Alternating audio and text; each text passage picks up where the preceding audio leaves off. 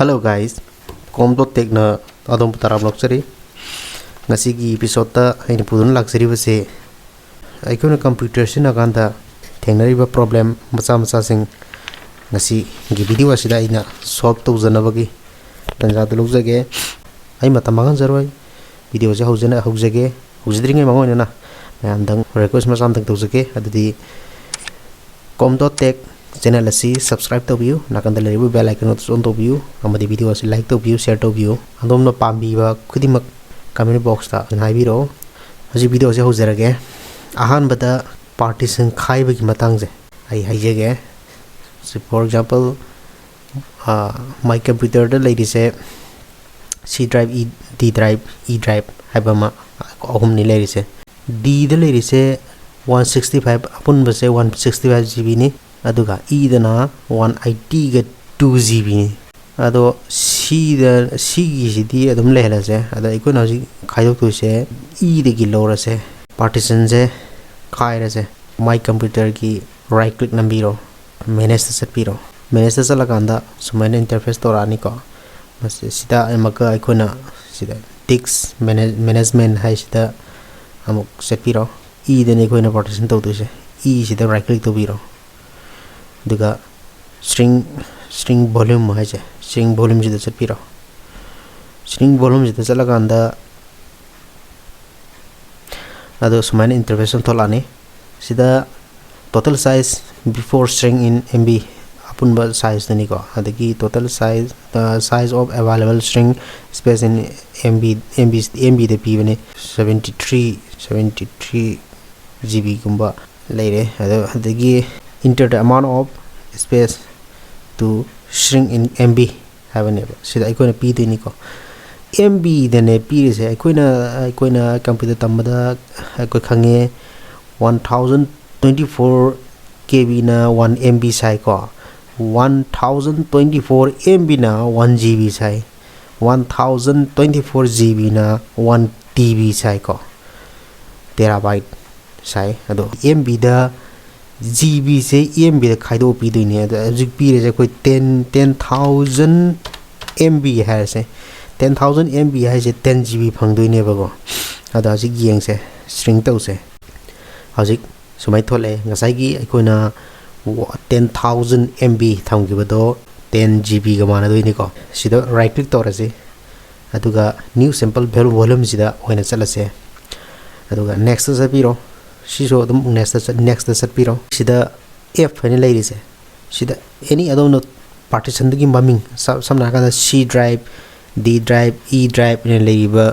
duga samana na hariba 10 GB gi partition asisu maming ama thon bi ai ba ko taji F tane lairi se F se Z ta ona thamage ko Z ta thamse next set piro sisu kai pai biro no next set piro finish to biro lore hojik my computer hangdok sarke my computer jang doraganda aikoina han ba leirami se C drive ba D drive ba E drive ba halle jeram ne ohum jitang aikoina hojik sem ki ba sida leire new volume Z ko aikoina nga Z en thon ki den maming do ko sumana khai bi ai koi ki partition ji am line ko kasu aru ponate masim leigre software ama natragna file ama aikoina virus yaudi haba se check togi haragati ilai laina tobi yai kamai togni hai kanda chrome browser hangdok piro aikoina google hangto ase ko google sida aikoina idoise virus total line ibiro virus total se iganda magi sida tholeiba hanba tholeiba virus total home maida adum chapiro ko virus total sida lejere ko file sida choose to biro aduga choose file haibane ngasai gi any file natragna any software aikoina virus yaudi haibadu yengnaba gi damaktani ina koina haije se samsam na kanda sida dreamweaver ko amakti yenga se si bullzip PDF printer se oni yenga se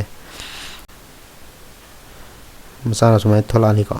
sumaina tholani sida aikoina खंबी यारिसे कईगुंबा हारिबा file हारि software सिदा कईगुंबा virus अमते याउदे हैबदुने सुमाइना check तौबु याइ को अमुकसु येंगसे any software अमा C drive तो चटपिरो प्रोग्राम फाइल चटपिरो एडोब तो चटपिरो एडोब CS3 एडोब फोटोशॉप से याउब्रा येंगसे को सिदा चेकिंग है सारे को सिदा माना येंगांदा सिसु वायरस अमते याउद्रे हाइबगी खुदम मोइना हाइदी असंग was न सिंबल तो पीजे सी वायरस अमते याउद्रे हाइबने अर्थ से सुमाइना अखोई चेक तो भी है मथंग दमंग अखोई कंप्यूटर से मसाना ऑटो रिस्टार्ट तौबा मसाना तौजबा हाइतारे हारिबा प्रॉब्लम से अखोइना कमदौना सॉल्व तौगदगे हाइबदु आई हाइजेगे सिदा सर्च बार से चलसे अदुगा कंट्रोल पैनल लेना मैं जो खांगवनी कंट्रोल पैनल सिदा चटपिरो कंट्रोल पैनल से चला मतुंग दो जिक सिदा सिस्टम है ना लार्ज तो ओइना वंजर के को सिदा सॉरी हसीएस सिले सिगी सिस्टम सिदा ओइना क्लिक तो बिरो को सिस्टम सिदा क्लिक तो कांदा समाइन थोल आने अधाजिक सिदा मथंग अमका सिदा एडवांस सिस्टम सेटिंग है जे सिदा ओइना चटपिरो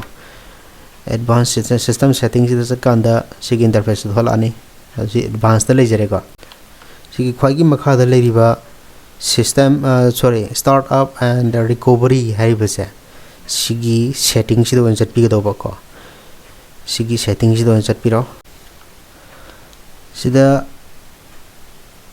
ऑटोमेटिकली रीस्टार्ट इन लेरिसे सिगी से